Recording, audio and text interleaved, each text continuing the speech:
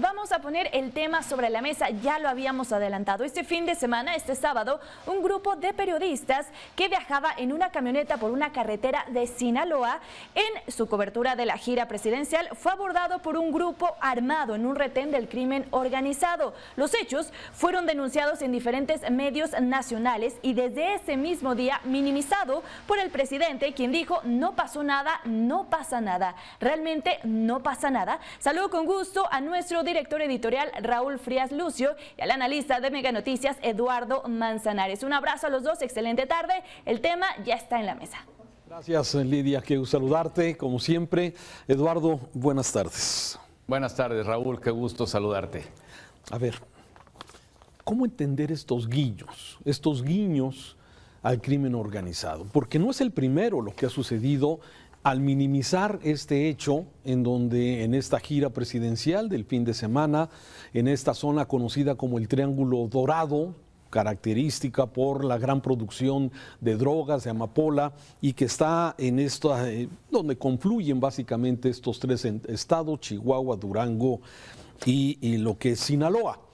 Y esto, de alguna forma, lo que sucedió a estos reporteros corresponsales nacionales que iban en la gira, en esta ocasión el presidente voló, no recorrió este camino en carretera, y los reporteros iban por carretera cuando son interrumpidos por este retén del cual ya se ha dado a conocer, se ha informado, este retén de hombres armados con trajes camuflajeados como si fueran del ejército, con huaraches, sí, con AK-47 y con, digamos, con una operación táctica de un retén en esta carretera del estado de Sinaloa, ¿sí? ¿Qué está pasando? Y hay quien, el presidente dice: no pasó nada. Primero dudó de lo que se dijo que había pasado, luego dijo que, bueno, pues lo importante es que no había pasado, y bueno, pues sí, no está bien que se pongan el uniforme camuflajeado del ejército mexicano. A ver, esto es algún símbolo. Y quiero hilarlo esto, si me permites, estas son las imágenes que grabaron los corresponsales. Ahí ve usted, bueno, pues pareciera que pudiera ser un retén del ejército mexicano, pero los vehículos son particulares y bueno, los huaraches con los que andaban estas personas evidentemente nos hablan de que no eran miembros del ejército mexicano. Pero aquí la primera pregunta, a ver, ¿son guiños al crimen organizado? ¿Hay algún tipo de arreglo con el cártel de Sinaloa? ¿Sí? Saludó a la mamá del Chapo, que es un caso inusual en la gira anterior que hizo por Badiraguato. Sí, sueltan a Ovidio por instrucciones del mismo presidente cuando lo tenían ya en un operativo, pues digamos en un domicilio particular.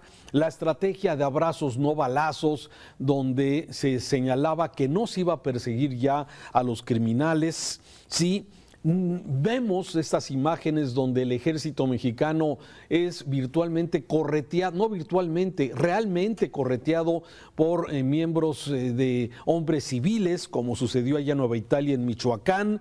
Sí, en fin, todo este escenario, de alguna forma, pues es sospechoso, Eduardo, es sospechoso de lo que está pasando, y el presidente minimiza este tema, que lo que ratifica es que hay zonas importantes de este país donde el crimen organizado, donde las bandas de narcotraficantes son la autoridad en esas regiones. Primer comentario. Así es, Raúl. Mira, me causa mucha extrañeza porque el Ejecutivo Federal no es tonto, eso me queda claro, pero si no está fallando el mecanismo de comunicación institucional con el secretario de la Defensa, con el secretario de Marina, con el titular de la Guardia Nacional, en lo que está sucediendo es muy peligroso y muy riesgoso desde mi punto de vista. Lo primero que sucedió, recordaremos el caso del culacanazo con Ovidio Guzmán. Lo primero que dijo el presidente cuando lo abordan en el aeropuerto es, pues no sé, tratando de minimizarlo, daba la impresión de que realmente no sabía cuando lo sabía absolutamente todo, incluso ya había dado una orden. Entonces, esto me llama mucho la atención porque el equipo del presidente no lo está cuidando.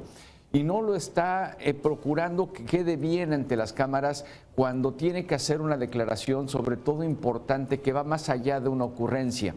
Lo que vivimos ahora el fin de semana cuando cuestionan al Ejecutivo Federal sobre este retén que hoy la propia autoridad de protección, de la policía estatal, pues dice sí hubo, y tal fue que sí hubo, que hubo hasta detenciones en teoría, ¿no? Entonces, pero que lo minimice, de que no le hagan caso a los conservadores, espérense tantito.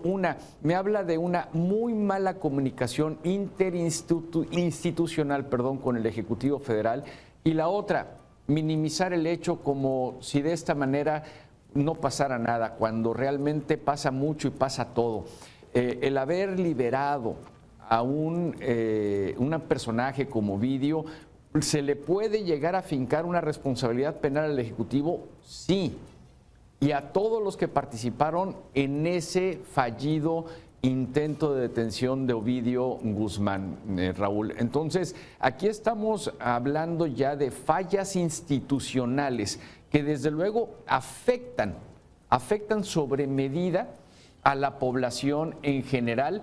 Y utilizando, y te cito aquí, ese guiño a las fuerzas del crimen, porque se sienten protegidos por el Ejecutivo, nada más y nada menos que el comandante supremo de las Fuerzas Armadas, cuando se tiene la orden de no detenerlos, de no repeler, de salir huyendo.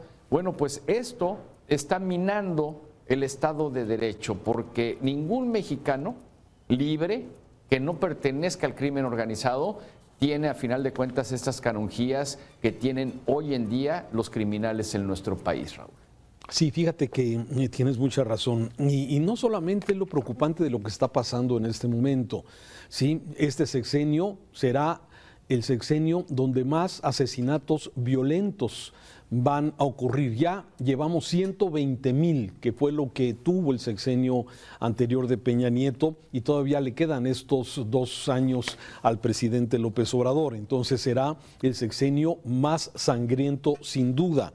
También hemos visto cómo las zonas que han sido tomadas por el crimen organizado pues siguen tomadas, no hay cambios en esta estrategia, y lamentablemente esto, como tú dices, se va haciendo generalizado. O sea, los mismos grupos criminales saben que no van a ser perseguidos, y esto desde luego les genera una gran impunidad, y lógicamente son los generadores de violencia, como lo que hemos visto en muchas partes del país. Y además, el presidente también ha venido tolerando el tema de la intervención en procesos electorales. El pasado proceso electoral del estado de Sinaloa, aquí lo dimos a conocer en su momento, sí, el crimen organizado secuestró a los dirigentes de la oposición, a quienes hacían las movilizaciones políticas. Hubo una intervención directa en diferentes ciudades del estado de Sinaloa a favor precisamente del candidato de Morena, que finalmente fue el que ganó. Pero no solamente en Sinaloa, también mismo intervención del crimen organizado en la jornada electoral del estado de Michoacán también quedó en evidencia. Y todo esto es parte de esta descomposición que poco a poco y durante muchos años hemos tenido en nuestro país. No se originó, no tiene su inicio en esta administración, pero sí esta administración va a pasar a la historia, Eduardo, seguramente como la administración que no hizo absolutamente nada, en donde pareciera que hay guiños a un cártel que es concretamente el de Sinaloa, mientras se hacen algunas detenciones al cártel Jalisco Nueva Generación, pero sigue habiendo ese viejo esquema que se conoce en México de favorecer a un grupo criminal para, tratar de debilitar al otro. Y esto me parece el permitir que si no mandan a la gira del presidente, no mandan seguridad suficiente. ¿Qué significa esto? Que no haya elementos de seguridad suficiente de parte del gobierno mexicano. Pues que hay confianza, o que el crimen organizado, y esto es una suposición desde luego, simplemente dijo no es necesario, aquí nosotros cuidamos precisamente que haya tranquilidad y paz. Es realmente como tú bien lo dices, el debilitamiento del Estado mexicano. Y esto va a tener consecuencias, ya no las que va a tener en este sexenio, sino las que el que sigue. La descomposición que hay, la destrucción de instituciones, la corrupción que sigue rampante, la falta de transparencia en muchos de los temas, Eduardo, seguramente van a ser temas que ya nos están pesando en este momento al país, pero que en el futuro van a ser muy, muy complejo precisamente gobernar este país.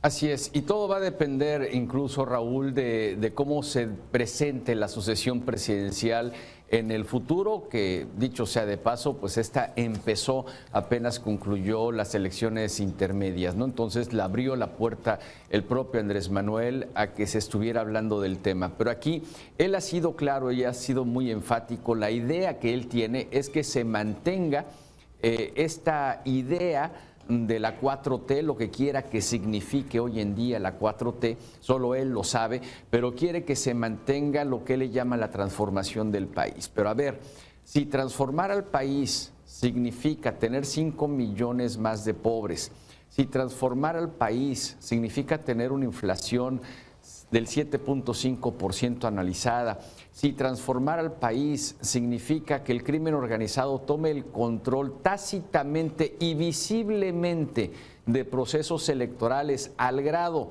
que la propia secretaria de Seguridad Pública habló de un narcopartido político, pues entonces esta no es una transformación positiva para el país desde mi punto de vista, Raúl. No lo podemos vislumbrar a nuestro México como un Colombia de hace un par de décadas, porque ya lo vivimos de lejos, pero lo vivimos, sabemos lo que significa que el narcotráfico esté atrás y de la mano de un gobierno.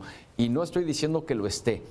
No me consta ni mucho menos que sea el propio Ejecutivo Federal el que negocie con algunos cárteles, pero por lo menos la inacción del Estado mexicano en contra de los cárteles de la droga, del crimen organizado en general, el decirles son seres humanos y también tienen derechos, es un mensaje claro de que no se les va a tocar, de que no se les va a perseguir.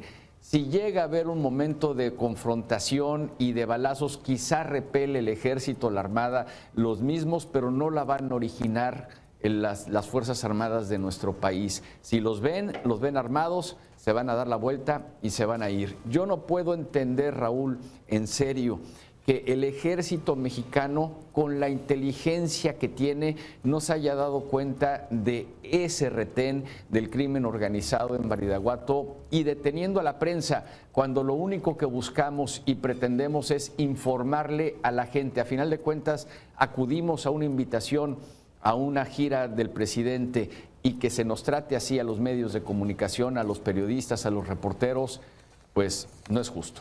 Sí, no, y un tema tan evidente como lo que vimos, en donde el no combatir al crimen organizado es de alguna forma darles alas y fortalecerlos. Y eso es lo que ha venido ocurriendo. Sí, la generalización de poner Guardia Nacional, más de 123,000 elementos a nivel nacional, pero con la idea y con la instrucción de no intervenir, pues lamentablemente eso viene debilitando el Estado de Derecho en nuestro país. Y lamentablemente es lo que estamos observando con esta gran movilización. Lamentable lo que ha venido ocurriendo en el debilitamiento de las instituciones, incluyendo desde luego nuestro ejército mexicano. Lamentable.